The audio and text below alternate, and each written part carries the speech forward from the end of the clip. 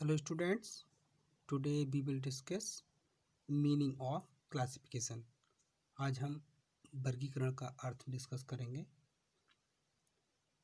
देखिए, किसी भी सांख्यिकीय अनुसंधान में समंकों का संकलन केवल अंकों का एक ढेर होता है।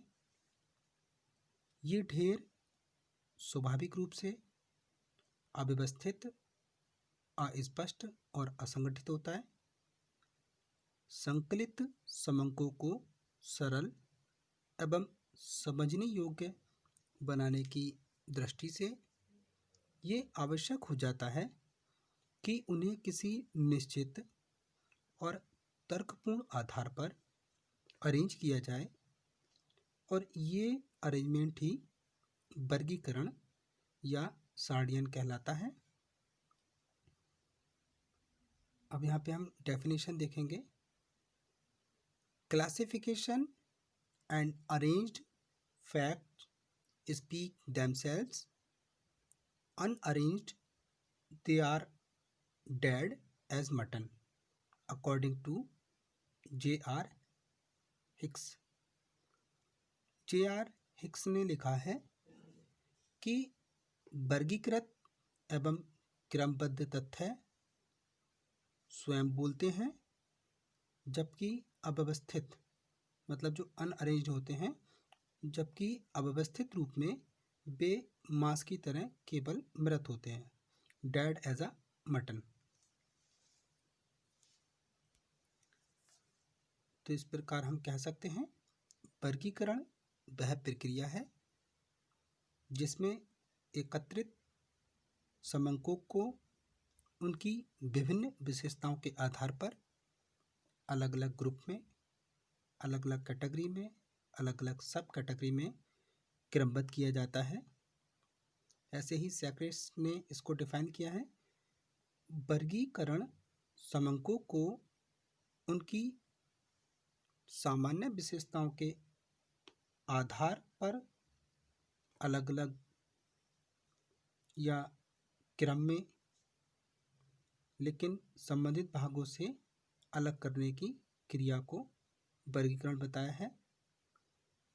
ऐसे ही कॉर्नर बताते हैं कि वर्गीकरण एक ऐसी प्रोसेस है, एक ऐसी प्रक्रिया है जिसके द्वारा तथ्यों को एक्चुअली मतलब यथार्थ रूप में उनकी समानता और सदृशता के आधार पर वर्गों में या विभागों में डिवाइड किया जाता है और जो इकाई की विभिन्नता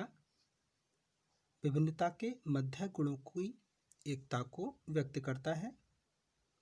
तो हम निष्कर्ष के रूप में इन परिभाषाओं के आधार पर कह सकते हैं कि वर्गीकरण का आशय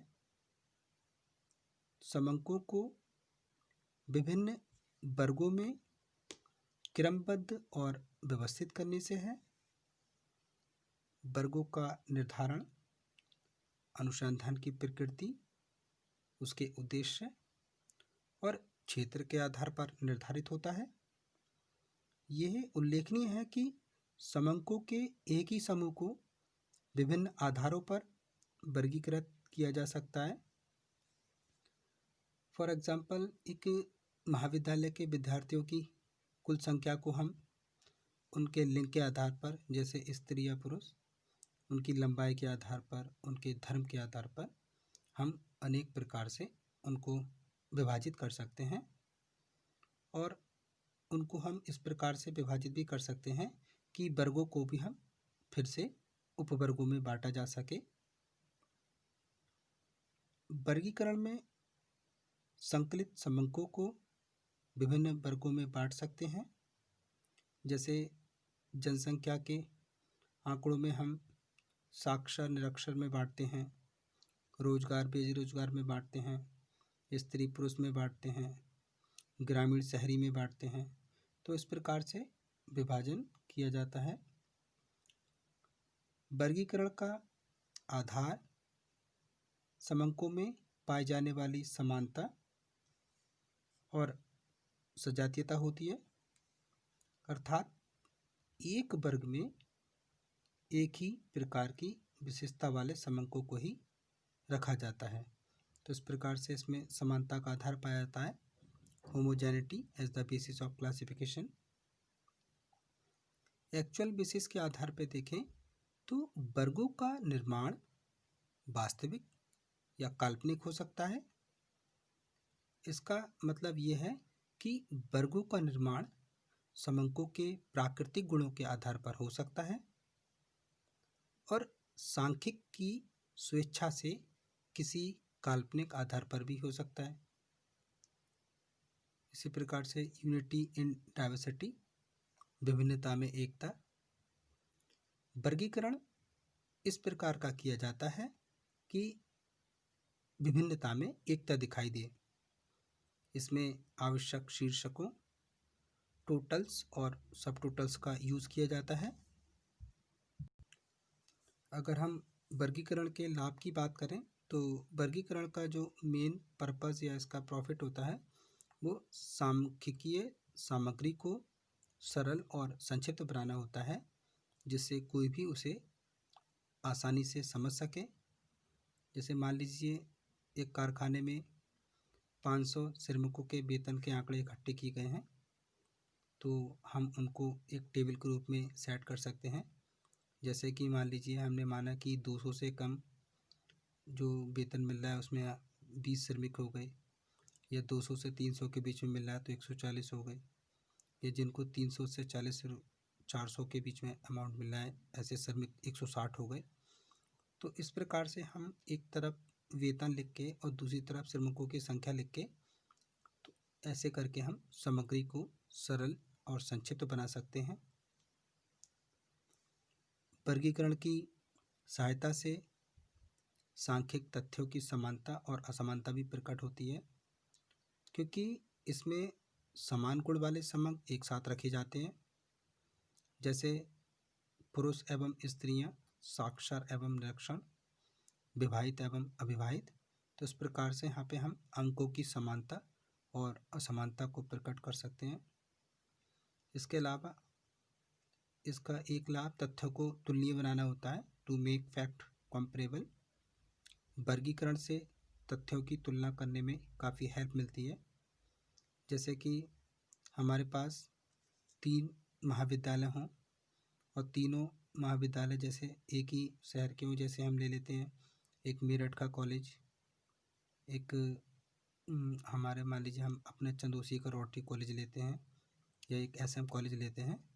तो उनको हम कंपेरिजन कर सकते हैं कि प्रथम श्रेणी में कौन से कॉलेज हैं, द्वितीय श्रेणी में कौन से कॉलेज हैं, या किन कॉलेजों में परीक्षा के परिणाम बेहतर हैं। तो इस प्रकार से हम वर्गीकरण के जरिए तथ्यों को तुलनीय बना सकते हैं, उनमें कंपैरिजन कर सकते हैं।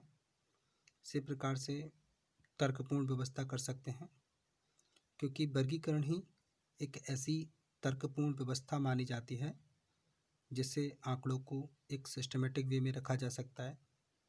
जैसे देश में जनसंख्या समंकों को बिना किसी आधार या वर्ग पर लिखने के स्थान पर हम वहाँ के स्टेट, रिलीजियस, कास्ट, वहाँ का जो लिंग है, आयु, इस प्रकार के वर्गों में बांटकर लिखना निश्चित रूप से एक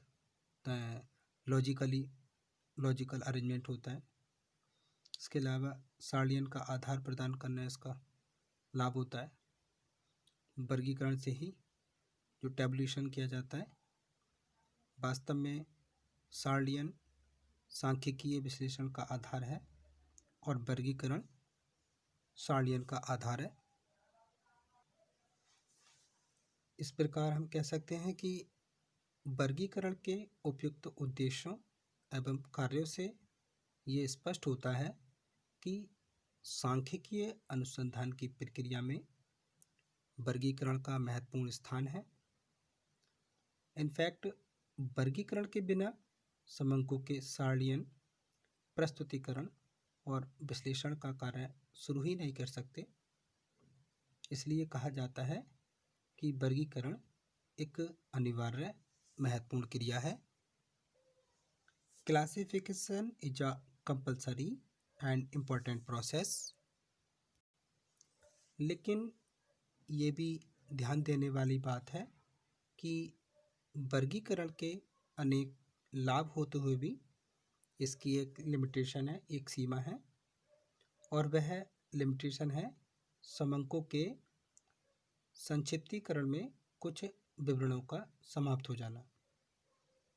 इसलिए संक्षिप्तीकरण का कार्य इतनी सावधानी से करना चाहिए कि महत्वपूर्ण विवरण समाप्त ना हो जाएं।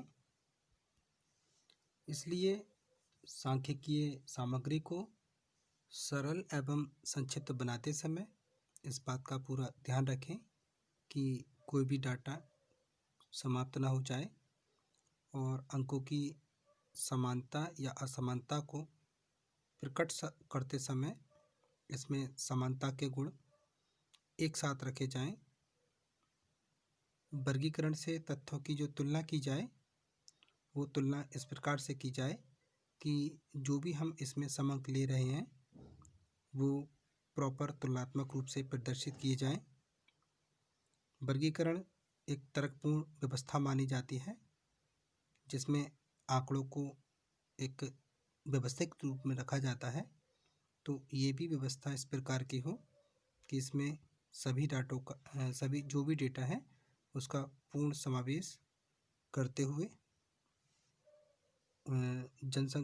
कोई भी समंक है उसको